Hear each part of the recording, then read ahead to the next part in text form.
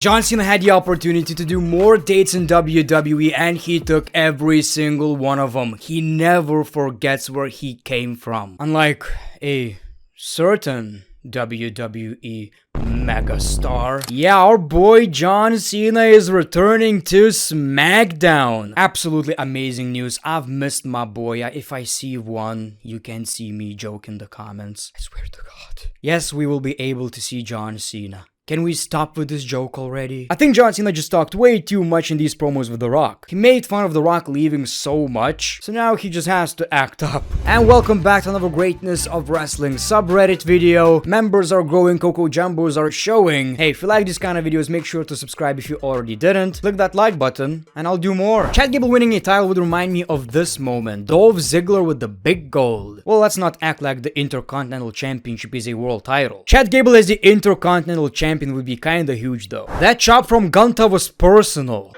Ooh. I wonder how people backstage feel when they have to face Gunter. Oh man, I gotta take the chop tonight. It's just like back in the day when Rikishi didn't like you. He wouldn't shower? Wash his ass, I believe? Is that story even correct? The man didn't wash his ass and did a sting face to ya. Ah, the good old days. I'ma be honest, I think the no turn was a mistake. I see where you're coming from, but I believe there's so much more to tell, and I think it's obvious why it didn't happen. I mean, we all saw how effective the stuff with Sami Zayn and Roman Reigns was, so maybe AEW wanna do something similar. I know the Great One is a huge fan of Rated RKO, so I think he would love it. Championship record of Edge and Randy Orton. Well, that's a lot of titles, my dudes. That's a lot of titles. Absolutely love this tag team. Just two of my favorites in a tag team. Come on. That was my Macho Man and Hulk Hogan, right? And look at these tag team titles, man. People always keep arguing which WWE tag team titles look the best. Some people prefer the ones from the Attitude Era, WWE titles from the Ruthless Aggression Era. But in my honest opinion, nothing looks better than the World Tag Team Championships from the Ruthless Aggression Era. They're so goddamn beautiful. Sting does not have the goddamn right to put on such good matches at 64. Man, I keep telling you, you gotta appreciate these legends. One day, you won't see Sting wrestling anymore, you won't see Edge wrestling anymore, you won't see Christian wrestling anymore, you won't see Jericho wrestling anymore. Instead of complaining how they're taking opportunities from other wrestlers, just enjoy their matches while you can. I'll never take them for granted. Who should we believe? WWE or AEW? Well, I don't know.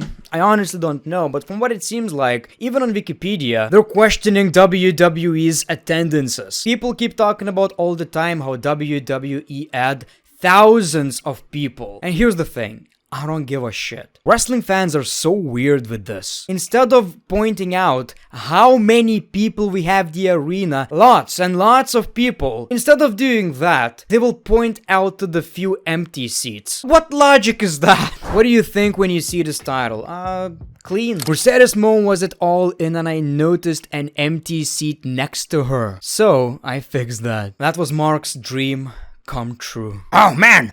I'm breathing the same air as Sasha Banks! Highlight of his life. These CM Punk photos are 10 years apart, yet he looks the same and has the same facial reaction. Yeah, CM Punk barely changed. When he grows out his hair and beard, you can see he's gray. Obviously, he's getting older, like most of us. Although I'm not sure why do I look like 12 years old. But yeah, CM Punk looks great, and most importantly, that match with Samoa Joe was awesome. He can still go. Not a huge AEW fan, but what an amazing night. And that's what I'm telling you, man. I don't watch AEW weekly. You know, I'm not the biggest fan of their weekly shows, but I don't see the point of being biased. Like, love, hate, feeling different about AEW, I don't care. You gotta acknowledge this pay-per-view was a major success, and you should be happy that wrestling is thriving again. Comment section going wild. Can't wait to see what she does with this belt this time. Oh, come on. If you know, you know. What was the best non-pay-per-view match? I don't know, man. I think there are tons of great matches on Monday Night Raw or Friday Night SmackDown. I think people will talk about Kurt Angle and Brock Lesnar on SmackDown, or Shawn Michaels versus John Cena on Monday Night Raw, John Cena versus CM Punk on Raw in 2013, 14 was another banger. I think there are a ton of these. Is this the GOAT of wrestling games? SmackDown, here comes the pain. Probably yes, and I'll tell you why. Whenever I talk about WWE games, I talk about how much I loved SmackDown vs. Raw games, some 2K games, but for the most part, I always say SmackDown, Here Comes the Pain, and Shut Your Mouth were almost